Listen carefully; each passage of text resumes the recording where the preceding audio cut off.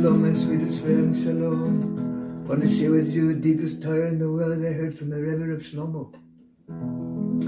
Everybody knows it's a deep machlochet, holy argument for the sake of Evin in the Gemara and the Talmud, between Beit Shammai and Beit Hillel.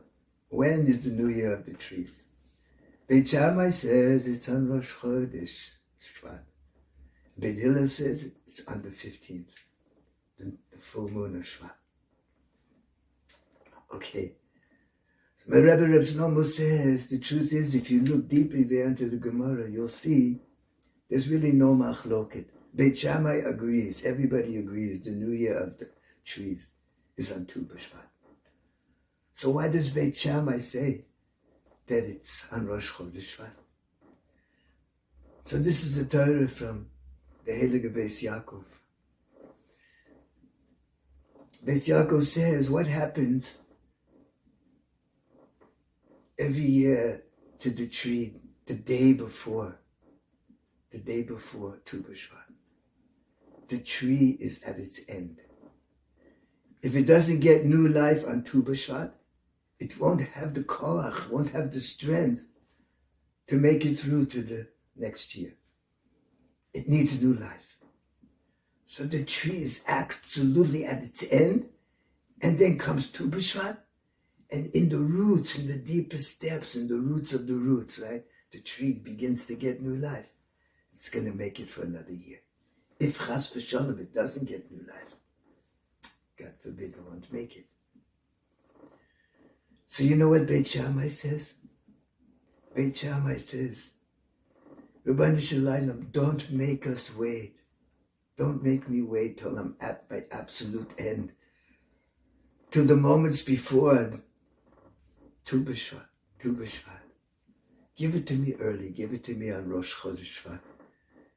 Don't make us wait till we're at the end. But then I want to share something with you. This week's Parsha, Parsha's Bo. And it's always, in most cases, we're reading every year Parsha's Bo before Tu B'Shvat. What's the connection? And Bo starts, Bo El Paro. God says to Moshe, come, let's go together to Paro. Because Moshe didn't want to go alone. It's just too evil. I can't do it by myself. I need God's help. So God says, okay, I'll come with you. And then he tells him, Mamish, there's going to be the plague of Arbe, of the locust. What's the plague of the locust? You know what it is about locust? Shlomo says the deepest thing in the world. You know, by all the species, every species has a king or queen, like by the lions, right? The king of the lions, or by the bees, you know, the queen bee, you know. All the species have a king or queen. There's only one species doesn't have a king or queen. That's the Arbe, the locust. It's the deepest depths. So how do they function? So the thing about locusts is there's so much in harmony. There's so much in deep, deep harmony that they're in tune, mamish, with the deepest depths of what's going on, the deepest depths of God, the deepest depths of their own inner voice, so they know how to do everything in harmony. So you know what it is, you know, the plagues are a makkah, they're a terrible blow to evil, but to Am Yisrael, it's mamish a healing, you know. So the real healing of this month, Parshas Bo, is Tu B'Shvat, you know, the real healing, mamish. How do you bring about the Geula, the redemption that's coming, as we read in this week's Parsha? How do you bring it about? Only through deep, deep harmony amongst Am Yisrael. So I want to bless us this Shabbos Bo. This Shabbos should be deep, deep harmony inside ourselves, with our wives, with our children, with our friends, with all of Am Yisrael, with the whole world. We should, mamish, sing the deepest song of harmony and love, mamish, together. Wishing you all good Shabbos, my friends. Good Shabbos. Okay, my sweetest friends, give me good harmony. Shabbat Shalom. Oh.